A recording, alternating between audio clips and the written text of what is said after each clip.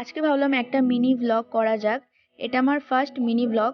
এখানে আমি বিকেলে ঘুম থেকে উঠে গেছি, উঠে একটু ঢং করছিলাম, তারপর টিফিনে একটু এগরোল খেতে ইচ্ছা করলো, তাই লেগে পড়লাম বানানোর জন্য। তারপর এখানে সবকিছু কেটে রেডি করে নিলাম। তারপরে এখানে অল্প নুন দিয়ে ময়দাটাকে জল দিয়ে ভালোভাবে একটা ডো তৈরি করে নেবো। তো দেখো এখানে তৈরি করে নিয়েছি, আর যেহেতু আমি দুটো রোল বানাবো তার জন্য অল্পই ময়দা মেখেছিলাম। এখানে আমার রুটিগুলো বেলা হয়ে গেছে বড় বড় করে। তারপর চাটুর মধ্যে রুটিটাকে দিয়ে ভালোভাবে দুদিকটা লাল লাল করে একটুখানি সেঁকে নেব।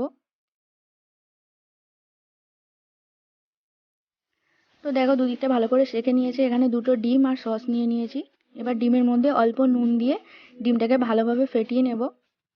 ফেটিয়ে নেওয়ার পরে তারপরে চাটুর মধ্যে অল্প তেল দেবো, দেওয়ার পরে ডিমটা দিয়ে তার মধ্যে রুটিটা দিয়ে ভালোভাবে প্রেস করতে থাকবো, যাতে ডিমটা চারিদিকে ভালোভাবে লেগে যায়।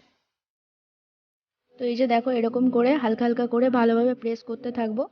তারপর এইদিকেও একটু তেল দিয়ে ভালো করে এটাকে ক্রিস্পি ভাবে ভাজাটা করে নেবো, যাতে খেতে একটু ভালো লাগে।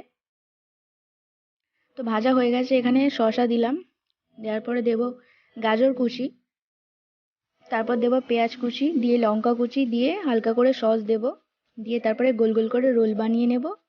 বানিয়ে নেওয়ার পর এগ রোল তৈরি হয়ে যাবে। আর এখানে আমি আমার বাবাকে জিজ্ঞাসা করছিলাম কেমন হয়েছে, বাবা বললো ঠিক আছে। তো আমিও নিয়ে বসে গেছি, ট্রাই করে দেখা যাক।